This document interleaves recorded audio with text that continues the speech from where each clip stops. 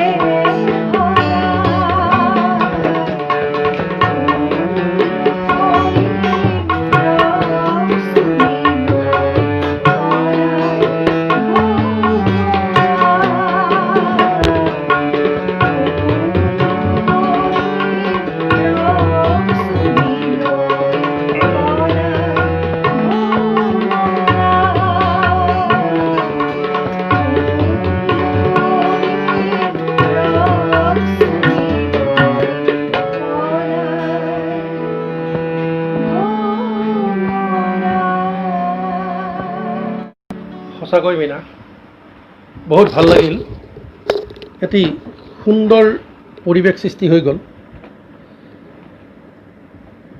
মীনা শৰ্মাৰ ঘৰখন এক সংগীতৰ ৰসাল ঘৰ, যিখন ঘৰত ইতিমধ্যে সংগীতৰ জয়যাত্ৰা চলি আছে। যিয়ে নহওক, আজি মীনা শৰ্মাৰ লগত ফেচবুক লাইভত বহিব পাই মোক নিজকো ভাল লাগিছে। ফেচবুকৰ দৰ্শকসকলক সেইখিনিতে আৰু এষাৰ কথা জনাই থওঁ। আজি বিষ্ণু ৰাভাৰ যিদৰে মৃত্যুতিথি, ঠিক একেদৰেই পুৰুষোত্তম দাসৰো মৃত্যুতিথি। একে তাৰিখত দুজন শিল্পীৰ দেহাৱসান ঘটিছিল। তেনেকুৱা দিনত আমি ফেচবুক লাইভত বহি সঁচাকৈ ভাল লাগিছে। মই মীনা শৰ্মাৰ কাষলৈ যাব খুজিছোঁ। মীনা, পুৰুষোত্তম দাসৰ এটি গীত, যিহেতু আজিৰ দিনটোত তেওঁৰো মৃত্যুতিথি,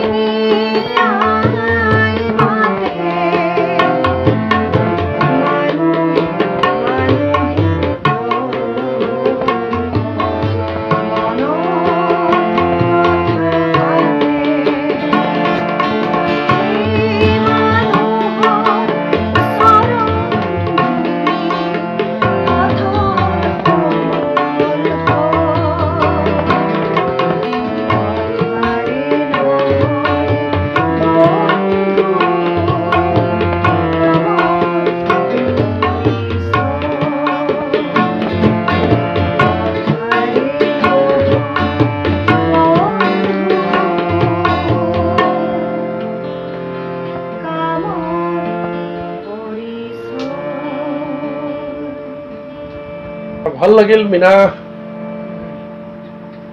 কি বুলি ক'ম, প্ৰতিটো গীতেই মন মোহিনীয়া। তো যিয়ে নহওক, আমি আজিৰ দিনটোত দুগৰাকী পুৰোধা ব্যক্তিক হেৰুৱাইছিলোঁ অসমৰ পৰা। আমাৰ সংগীতৰ জগতখনত বা অসমীয়া সমাজ জীৱনৰ অংগস্বৰূপ পুৰুষোত্তম দাস আৰু বিষ্ণুপ্ৰসাদ ৰাভা, তেখেতসকলক আমি হেৰুৱাইছিলোঁ। আমি তেখেতসকলক স্মৰণ কৰিছোঁ। আমি আন কিছু গীতৰ মাজলৈ গুচি যাম। মই আগতেই কৈছোঁ, মীনা শৰ্মাৰ সৰুৰ পৰাই সংগীতৰ লগত এটা চৰ্চা চলি আছিল। মই পোনপটীয়াকৈ মীনা শৰ্মাৰ পৰা জানিব খুজিছোঁ, মীনা, তোমাৰ এই সংগীতৰ যাত্ৰা কেতিয়াৰ পৰা আৰম্ভ হৈছিল? আচলতে ক'বলৈ গ'লে সংগীত সৰুৰ পৰাই গাই আহিছোঁ। হয়। আমাৰ ঘৰখনো সৰুৰে পৰাই মানে সংগীতৰ এটা মাধ্যম হিচাপে চবকেই পাইছোঁ। বাইদেউহঁতে গাইছিলে, দাদাহঁতেও বহুত লিখা মেলা, আমাৰ সাংস্কৃতিক প্ৰেমী আৰু ঘৰখন চবে। হয় হয়। তেনেকৈ আগবাঢ়ি গৈছোঁ, সৰুৰ পৰা শিক্ষা গ্ৰহণ কৰিলোঁ। যিহেতু সৰুৰ পৰা এটা সংগীতৰ চৰ্চা চলি আছিল, আজি শিল্পী হিচাপেও প্ৰতিষ্ঠা লাভ কৰিছে, বা বিভিন্ন সময়ত আমি বিভিন্ন মঞ্চত মীনা শৰ্মাৰ গীত শুনো। ভূপেন হাজৰিকাৰ এটি গীত শুনিব মন গৈছে। ভূপেন হাজৰিকাৰ কোনটো গীত শুনাব পৰা যায় বাৰু এই মুহূৰ্তত? ঠিক আছে বাৰু, অ জোনালী দীপান্বিতা গাইছে।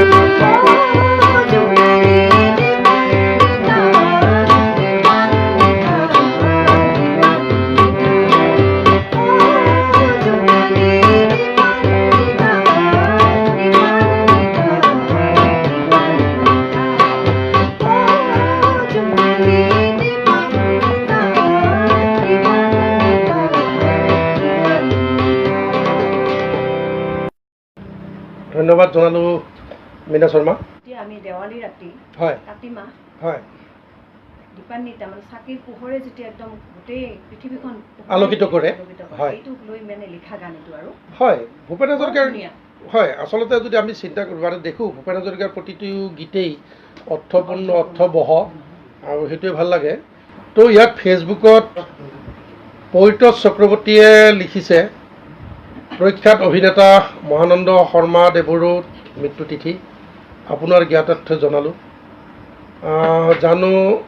জনা মোৰ মৰমৰ ভনী অঞ্জলি মামনি জনা সকলোৱে গীত গাই আহিছে।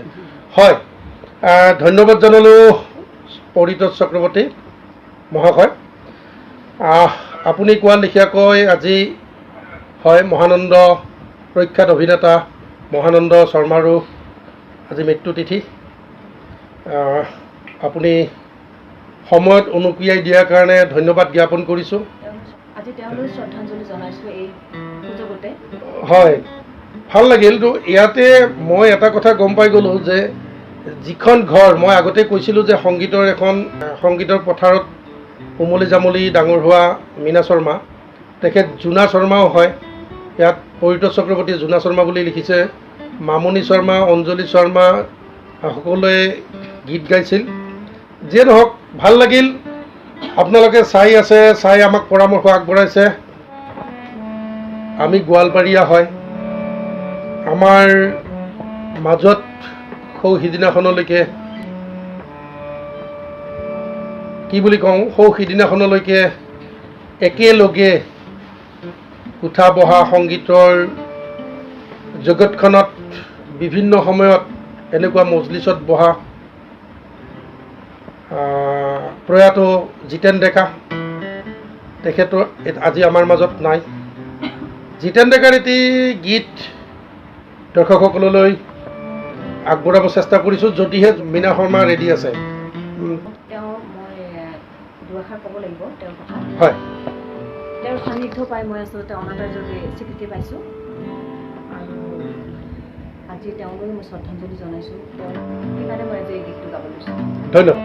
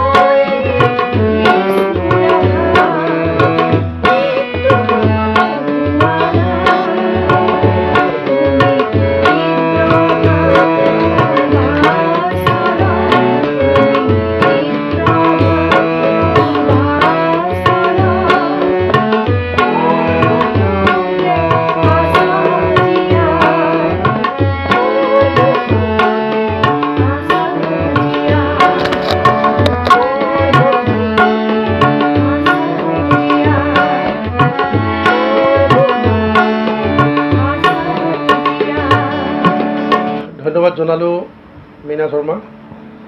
এই জিতেন ডেকাৰ কথাটো মনলৈ আহোঁতে জিতেন ডেকাক বহুত দিন মীনা শৰ্মাই পাইছিলে, কেনেকৈ পাইছিলে, ক'ত লোক মানে তেওঁৰ যিটো ক'লে যে অনাতাঁৰ শিল্পীলৈ ৰূপান্তৰিত হোৱাত জিতেন ডেকাৰ অৱদান, জিতেন দাৰ যি সান্নিধ্য, এই বিষয়ত দুটামান কথা অকণমান মনৰ কথা জানিব পালে ভাল আছিল। জিতেন দা আচলতে সৰুৰ পৰাই আমাৰ ঘৰত আহিছিলে। আগতে মানে বাইদেউহঁতৰ লগতো গানৰ চৰ্চাটো দেখা পাইছিলোঁ। হয় হয়। তেতিয়া লাহে লাহে ময়ো সোমাই কৰিলোঁ তাতে। হয়। জিতেন দাৰ লগত বহুত গীত মাত কৰিলোঁ, ফাংচনতো গ'লোঁ। সৰুৰ পৰাই তেওঁৰ লগত মই প্ৰগ্ৰেম কৰিলোঁ বহুত। হয় হয়।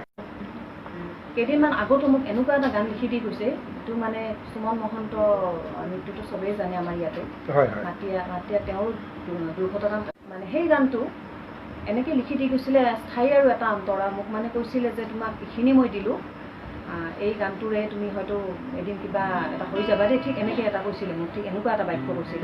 মীনা শৰ্মা, এইখিনিতে এটা কথা ক'লোঁ যে মানে এই যিটো সুমন মহন্তৰ যিটো কথাটো আহিছে, এইটো সম্ভৱতঃ তোমাৰ, মই দূৰদৰ্শনৰ পৰ্দাত, মই যদি ভুল কৰা নাই, দূৰদৰ্শনৰ পৰ্দাটো নিশ্চয় এই গীতটো অকণমান গুণগুণোৱা হৈছিল চাগে, গোৱা হৈছিল নহয়? হয়। তো জিতেন দাৰ ঠিক তেনেকৈ তেওঁ শিল্পী যিহেতু আছিলে, আৰু শিল্পীৰ মৃত্যুত তেখেতে তেনেকুৱা এটি গীত ৰচনা কৰিছিলে আৰু মীনা শৰ্মাক সেই গীতটো গাবলৈ দিছিলে। ভাল লাগে। জিতেন দাৰ কথা ক'বলৈ গ'লে এনেকুৱা আছিলে, জিতেন দা প্ৰায় গুৱাহাটীৰ পৰা আহোঁতে যাওঁতে মোৰ ঘৰত সোমাইছিলে, আৰু তেওঁ আহিয়ে কৈছিলে যে চন্দন ৰঙা চাহ একাপ খা। কিমান আত্মীয়তা। যে নহওক, দৰ্শকসকলে চাই আছে, সীমান্ত নাৰায়ণ দেৱ, তেওঁ লিখিছে সুন্দৰ পদক্ষেপ, ভাল লাগিল। তেওঁ ক'ৰনো, গোৱালপাৰা নে কৃষ্ণাই? দীপক দা। সীমান্ত, এওঁ মীনা শৰ্মা গোৱালপাৰাৰ হয়। তেখেত এগৰাকী কণ্ঠশিল্পীয়ে নহয়, তেখেতে গীতিকাৰো হয়, আৰু তেখেতে সুৰকাৰো হয়। আৰু এইখিনিতে মই ফ্ৰেমত আনি দিছোঁ তেখেতৰ স্বামী হেমন্ত শৰ্মা। এয়া হেমন্ত শৰ্মা, এওঁলোক যুগলবন্দী। তো যিয়ে নহওক, হেমন্ত দা কি ক'ব এই ক্ষেত্ৰত? ঘৰত এটা সংগীতৰ পৰিৱেশ, সংগীতৰ পৰিৱেশটো বহুত কষ্ট কৰি ধৰি দিছোঁ। এতিয়াতো সংগীত শিল্পীটো হাত নোহোৱাই হৈছে এতিয়া। হয়। তাৰ লগতে কষ্ট কৰি যিমানখিনি কৰি চেষ্টা কৰিছোঁ দেখা অহাৰ কাৰণে। মানে হেমন্ত দা, কথাটো এনেকুৱা হৈছে যে সংগীত শিল্পীৰ ভাত নোহোৱা হৈছে বুলি কওঁতে যদি সস্তীয়া জনপ্ৰিয়তাৰ গীত গাব পৰা যায়, তেতিয়াহ'লে তেওঁলোকে ভাত বিচাৰি পাই থকা যেন অনুভৱ হয়। মীনা শৰ্মা, এই ক্ষেত্ৰত কি কোৱা হয় যে সস্তীয়া গান যিবিলাক হয়তো সাধাৰণ দৰ্শকে ভাল পায়, বা সংগীতৰ ভিতৰত সোমাই পৰিব নোৱাৰা, কি কোৱা হয় এই ক্ষেত্ৰত সস্তীয়া জনপ্ৰিয়তাৰ সংগীতৰ ক্ষেত্ৰত? এইটো কথা ক'বলৈ গ'লেতো অসুবিধা হয়। অসুবিধা মানে কি কথা নহয়, শিল্পীৰ এতিয়া তোমালোক যিহেতু শিল্পী, তোমালোকৰ ক্ষেত্ৰত যথেষ্ট অসুবিধা আছে। মই যিহেতু গান নাগাওঁ, মোক কোনোবাই মঞ্চত নামাতিলেও ক'বলগীয়া নাই, মই ভয় নকৰোঁ। কাৰণ এনেকুৱা সস্তীয়া, আজি মই ছ'চিয়েল মিডিয়াত এটা বৰগীত শুনিছোঁ, আৰু যিটো বৰগীতত এনেকুৱা ধৰণৰ সুৰ দিছে, যিটো বৰগীতত মানে শ্ৰীমন্ত শংকৰদেৱৰ যিটো সৃষ্টি, তেওঁক অপমানিত কৰা হৈছে। যে নহওক, কিছু পৰিমাণে হ'লে নিশ্চয় মনত আঘাত পোৱা যায়, নে কি কোৱা হয়? হয় হয়, বহুত আঘাত পোৱা যায়। যিহেতু মই বিশেষকৈ হয়, ময়ো অলপ, যিহেতু গান এটা গাব লাগিলে তাত এটা অৰ্থপূৰ্ণ এটা থাকিব লাগিব, হয়। অৰ্থ থাকিব লাগিব, গানটো ৰস পাব লাগিব, ৰস পাব লাগিব, অৰ্থ থাকিব লাগিব। মানে ময়ো বিচাৰোঁ হয়, তেনেকুৱা সুৰো হ'ব লাগিব, হয়। যিটো বস্তু আমাৰ অন্তৰ চুই যায়। কিন্তু তেনেকুৱা গীতবিলাকে ময়ো ভাল পাওঁ। আৰু এতিয়া মই দেখিছোঁ ঠিক এনেকুৱা ধৰণৰ শিল্পীসকল, যিসকলে গীতৰ অৰ্থ বিচাৰি পায়, গীতৰ সুৰ বিচাৰি পায়, গীতৰ ভাষা বিচাৰি পায়, তেনেকুৱা শিল্পীসকলক যেন এতিয়া প্লেটফৰ্মৰ পৰা আঁতৰাই পঠিয়াব বিচৰা এটা হৈছে। যে নহওক বন্ধুসকল, আমি অকল কথা পাতিলে নহ'ব। গোৱালপাৰা মানেই জিতেন দা, গোৱালপাৰা মানেই প্ৰতিমা বাইদেউ। গতিকে যিহেতু আমি গোৱালপাৰাৰে হয়, আমি এটি গোৱালপৰীয়া লোকগীত শুনিম। এইখিনিতে বন্ধুসকল মই কৈছোঁ যে মীনা শৰ্মা আজি লাইফত বহিব পৰা অৱস্থাত নাছিলে, তেওঁৰ মুখেৰে শুনিম কিন্তু মোৰ অনুৰোধ প্ৰত্যাখ্যান কৰিব নোৱাৰি তেওঁ শাৰীৰিক অসুস্থতাৰ মাজতো তেখেতে বহিছে মোৰ অনুৰোধ ৰক্ষা কৰিছে ধন্যবাদ জনাইছোঁ মই এইখিনিতে এতিয়া মীনা শৰ্মাৰ পৰা গোৱালপৰীয়া লোকগীত একবাৰ হৰি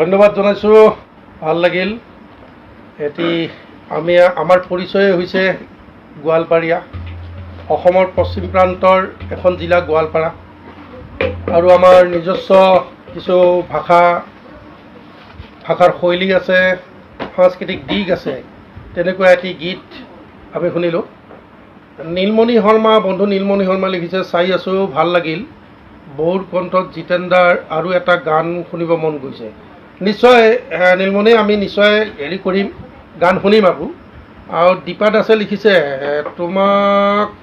তোমালোক লৈ মোৰ বহুত মৰম যাচিলোঁ হেমন্ত দাক দেখি ভাল লাগিল মই বহুত দূৰত থাকি গ'লোঁ এইবোৰ দেখিলে দুখ লাগে ধন্যবাদ দীপা উপায় নাই দীপা দাস মোৰ ভাল বান্ধৱী হয় দীপা দাসে এতিয়া গোৱালপাৰাত যদিও গোৱালপাৰাত জীয়ৰী এতিয়া বকৰ বোৱাৰী হয় দীপা ভাল লাগিল চাই থকাৰ কাৰণে দীপা দাস আৰু মামণি শৰ্মা হ'ল মীনা শৰ্মাৰ বায়েক এটা সময় আছিল যে এটা দিন দীপা দাস মই আৰু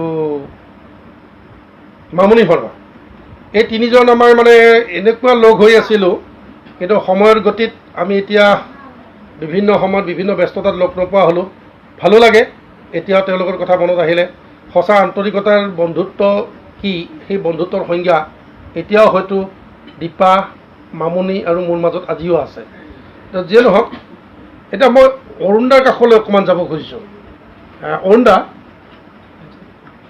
সুন্দৰ তবলাৰ যিটো আঙুলিৰ যিটো বুলন লহৰ খুব সুন্দৰ এই মীনা শৰ্মাক কেনেকৈ জানে আপুনি প্ৰথমৰ পৰাই মীনা শৰ্মা মানে অকণমান চাউণ্ডটো যদি বঢ়াই দিয়ে যিহেতু আমাৰ অকণমান কাৰিকৰী দিশত অকণমান কেঁচা আছোঁ আমি হয় হয় হয় মীনা শৰ্মা মানে জনা হয় হয় গোটেই সৰুৰ পৰাই লগ পোৱা হয় সিহঁতৰ ঘৰৰ লগত আমাৰো বহুত আত্মীয়তা আছে আমাৰ দাদা আৰু জোনাৰ দাদা বন্ধু আছিলে এটা সৰুৰ পৰা পাওঁ অঞ্জলি বাইদেউক আমি পাওঁ প্ৰথমতে আমি সৰু তেতিয়া তাবলা শিকোঁ আৰু হয় অঞ্জলি বাইদেউহঁতে গান গায় তাৰপিছত মীনাহঁতে আহিলে তেনেকৈ আমাৰ ইয়াতে আমাৰ এতিয়া প্ৰতিষ্ঠিত সংগীত পৰিচালক মৃণাল কান্তি। মৃণাল দা, হয় মৃণাল দা। গতিকে মৃণাল আমি যদিও আমাৰ বয়সৰ বেছি সংগীতৰ আমি আৰু মৃণাল বৰুণ তেনেকৈ আমাৰ সম্বোধন হয়। হয়, মৃণালক লগ পালোঁ। তো তেতিয়া বাপুজী নগৰত এখন ইয়াতে বিহু পাতিছিলে। হয় হয় বহুত বছৰ হ'ব ন? এই তাত আহিছিলে, লৈ আহিলে মৃণালে, তেতিয়া ইহঁতে গান গাই আমি বজাওঁ। হয়, সেই তেনেকৈ আৰু ইহঁতৰ লগত উঠা পোৱা হয়। এতিয়া জোনাহঁতৰ লগত প্ৰায় আমি কিবা এটা সংগীতৰ কি হ'লে জোনা মই হেমন্ত দা থাকিমেই আৰু তাৰমানে এনেকুৱা মজলিচ চলিয়ে থাকে চাগে। চলি থাকে। হয়। জিতেন দা আছিলে আমাৰ মাজত। হয়। এতিয়া অৰুণ দাই খুব ধুনীয়াকৈ তেওঁৰ বক্তব্যখিনি আগবঢ়াইছে। অৰুণ দাক মই আগৰ পৰা জানিছিলোঁ আৰু তেওঁ হয়তো মোক জনা নাছিলে, কিন্তু আজিৰ পৰা সম্ভৱতঃ 2 বছৰ আগত কৃষ্ণাই প্ৰেছ ক্লাবে অনুষ্ঠিত কৰা শৰতত জোনাকত এখন্তেক এটি অনুষ্ঠানত মীনা শৰ্মা তাত গীত গাবলৈ গৈছিল। লগতে সুদূৰ বাংগালোৰৰ পৰা কবি, বাংলা কবি ৰবিচিচি চেটাৰ্জী আৰু সুশান্ত ঘোষ তেখেতসকল আহিছিলে। আৰু তাত অৰুণ দাই অলপ সময় তেওঁলোকৰ কবিতাৰ শুনি, তেওঁলোকৰ আবৃত্তি শুনি অৰুণ দাই তাত তবলা সংগত কৰিছিলে। অৰুণ দা, সেই দিনটোৰ কথাটো মনত আছেনে? হঠাৎ এটা অনুষ্ঠানত সেইটো মনত থাকিবলগীয়া দিন। একচুৱেলি তেওঁ চৰতী ষ্টেচন আনিছিলে। হয় হয় হয়। গতিকে চৰত তেওঁ মানে চৰত বজাওঁ। হয়। তেওঁতো একম্পেনি কৰিব আহিছিল আপোনাৰ আবৃত্তিৰ লগত। পিছত আপোনালোকৰ ৰিকুৱেষ্ট হয়, তেওঁ মানে এটা ৰাগ বজাব।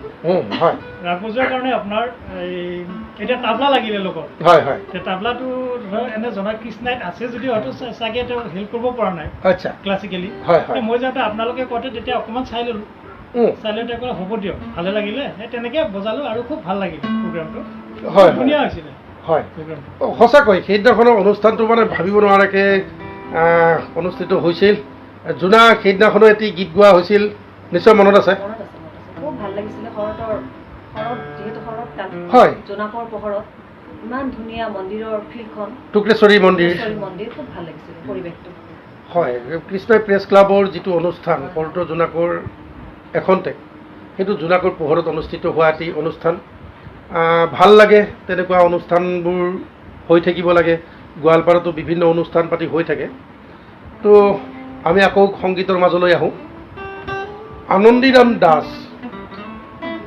আনন্দীৰাম দাসৰ এটি গীত,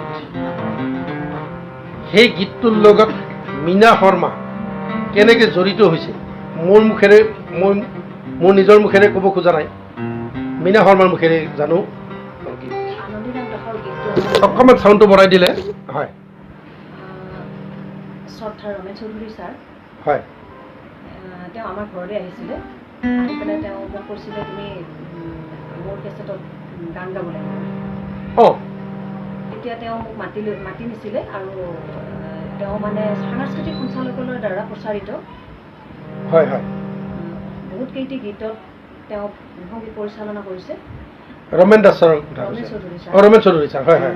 তেওঁ মোক 3টি গীত গোৱাৰ কাৰণে সুযোগ দিছিলে। বাহ, বহুত ভাল কথা। আৰু এই কেছেটবিলাক গোটেই মানে 25খন কেছেট প্ৰথমতে ৰবীন্দ্ৰ ভৱনত ইনগ্ৰেশ্যন হৈছিলে তাতে। হয়। তাৰে এটি গীত বাৰু মই গাই দিছোঁ।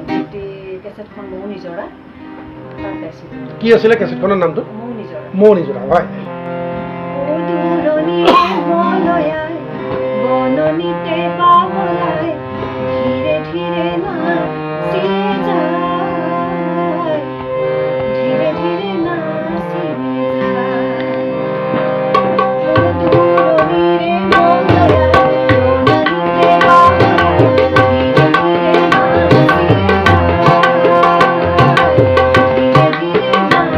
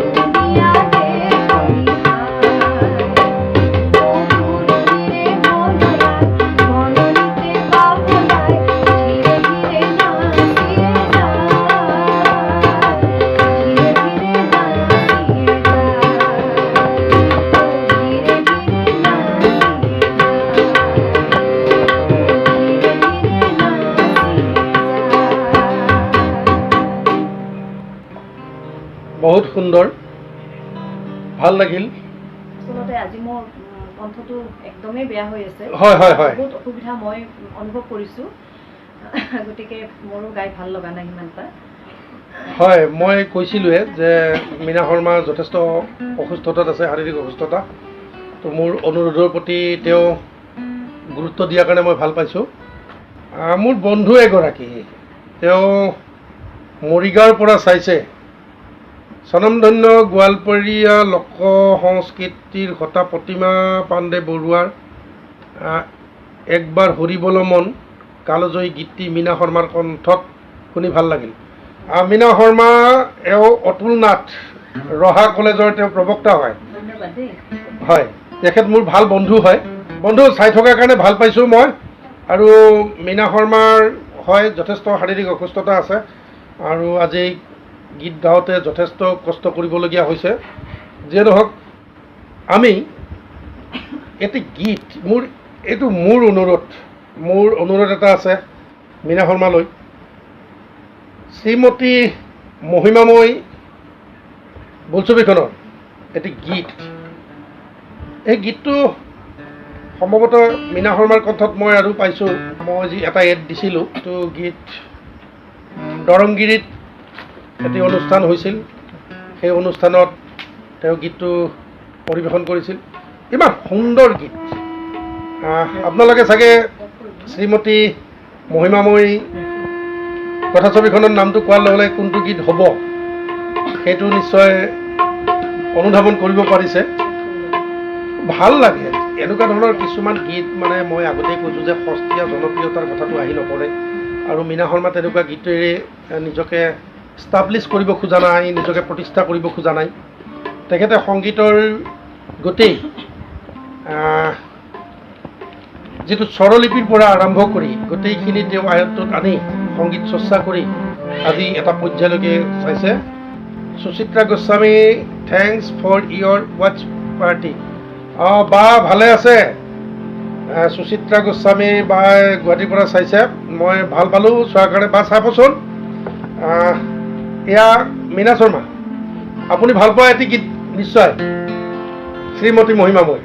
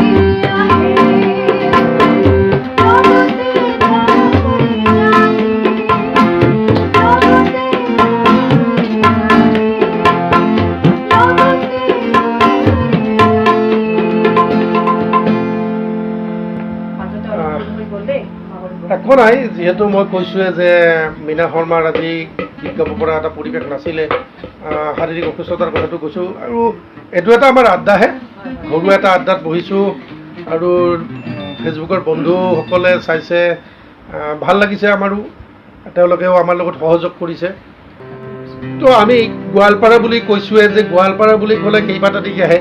গোৱালপাৰা বুলি ক'লে নৰনাৰায়ণ সেতুৰ কথাটো আহিবই, গোৱালপাৰা বুলি ক'লে সূৰ্য পাহাৰ আহিব, গোৱালপাৰা বুলি ক'লে টুক্ৰেশ্বৰী আহিব, গোৱালপাৰা বুলি ক'লে ৰাধাচূড়া কৃষ্ণচূড়াৰ মিলন ঠাই বুলি ক'ব লাগিব। আৰু গোৱালপাৰা বুলি কোৱাৰ লগে লগে আমি ৰাভাসকলৰ কথাটো ক'ব লাগিব। এইকাৰণেই ক'ব লাগিব, ৰাভা হাছং অট'নমাছ কাউন্সিলৰ যিটো সদৰ সেয়া আমাৰ গোৱালপাৰাৰ দুধনৈত অৱস্থিত। আমি এটি জনজাতি গীত, বিশেষকৈ ৰাভা গীত, এই গীতটি আচলতে মোৰ গোৱালপাৰাৰ তেওঁ অনাতাঁৰ শিল্পী হয়, ফুলপন ৰাভা। হয়, ফুলপন ৰাভাদেৱে তেওঁ মোক এই গীতটি শিকাইছিলে বহুত সৰুতে। হয়, আজি তেওঁ অসুস্থ। আজি ফেচবুক লাইভৰ যোগেদি মই তেওঁৰ আকৌ আৰোগ্য কামনা কৰিছোঁ।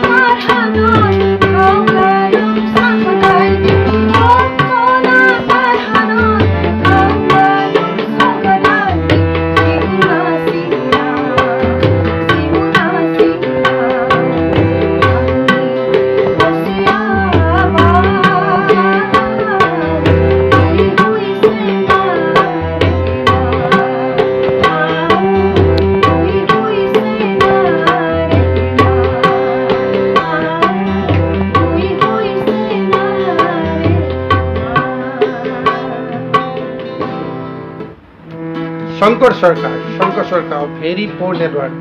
হয় মুনা, একচুৱেলি নেটৱৰ্ক বহুত বেয়া হৈ আছে। আমি একচুৱেলি কাৰিকৰী দিশত বহুত কেঁচা হৈ আছোঁ। তো এতিয়া আমাৰ কাৰিকৰী দিশটোত এই ফেচবুক লাইভত আহিবলগীয়া হ'লে আমাৰ কিছু আৰু সামগ্ৰীৰ প্ৰয়োজন। সেই সামগ্ৰীখিনি নোহোৱাৰ কাৰণে কেতিয়াবা আমাৰ চাউণ্ডৰো অকণমান প্ৰব্লেম হৈছে, লাইটৰো প্ৰব্লেম হৈছে। যিয়ে নহওক, আমি লাহে লাহে অনুৰোধৰ গীতৰ কথাটো আহিছোঁ। সুচিত্ৰাবাই অনুৰোধ কৰিছিলে নাহৰ ফুলে নোহোৱাই, বা আপোনাৰ কাৰণে মীনা শৰ্মাৰ কণ্ঠত নাহৰ ফুলে নোহোৱাই গীতটো শুনিম। নাহৰ ফুলে নোহোৱাই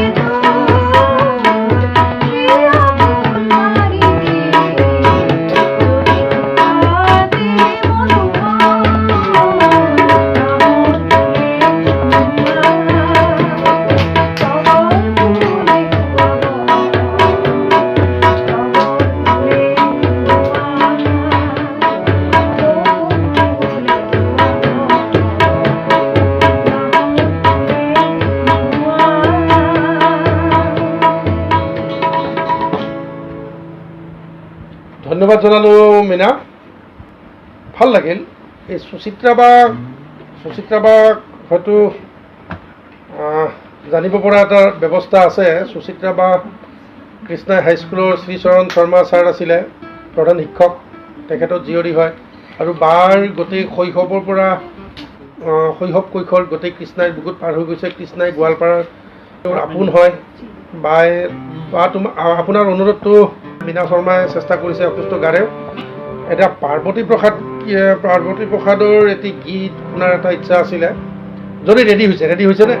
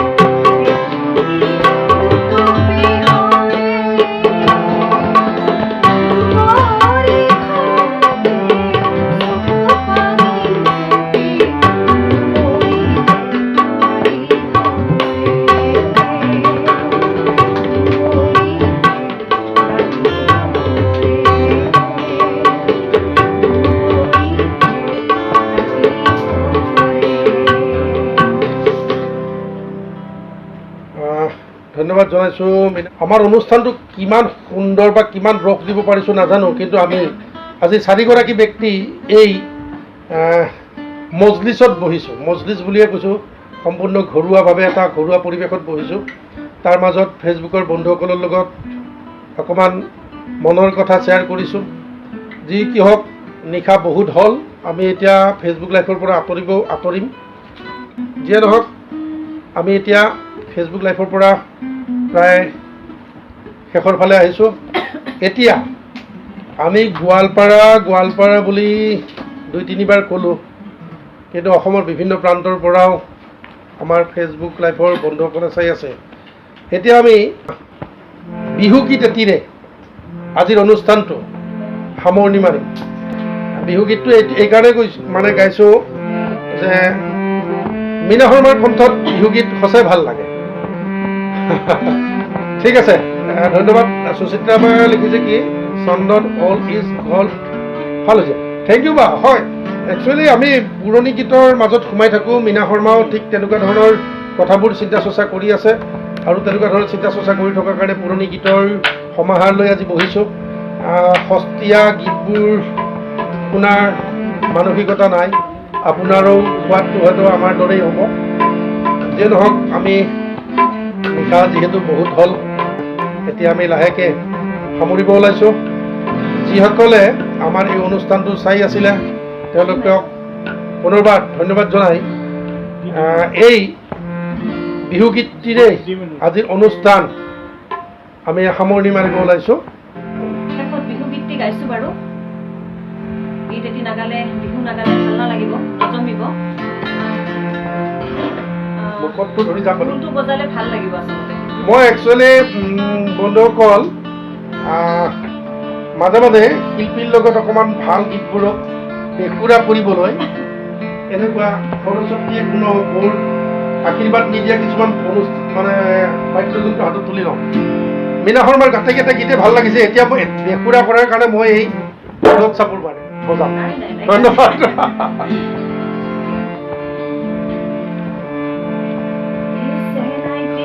Night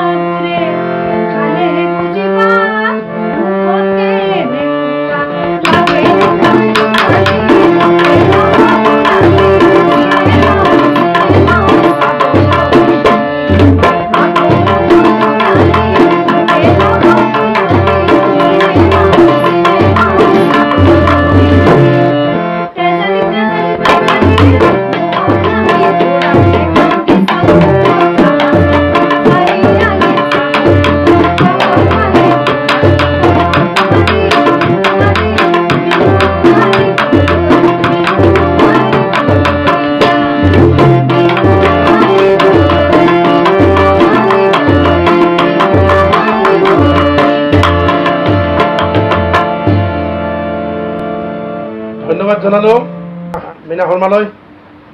এটি ভাল লগা বিহুগীত, এইবোৰ বিহু আজিকালি আমি সততে দেখিবলৈ নাপাওঁ। শেষত যিসকলে এই ফেচবুক লাইভ চাই আছে তেখেতসকলক পুনৰ ধন্যবাদ জনাই আজিৰ অনুষ্ঠানটো ইমানতে সামৰণি মাৰিছোঁ। ধন্যবাদ, শুভৰাত্ৰি।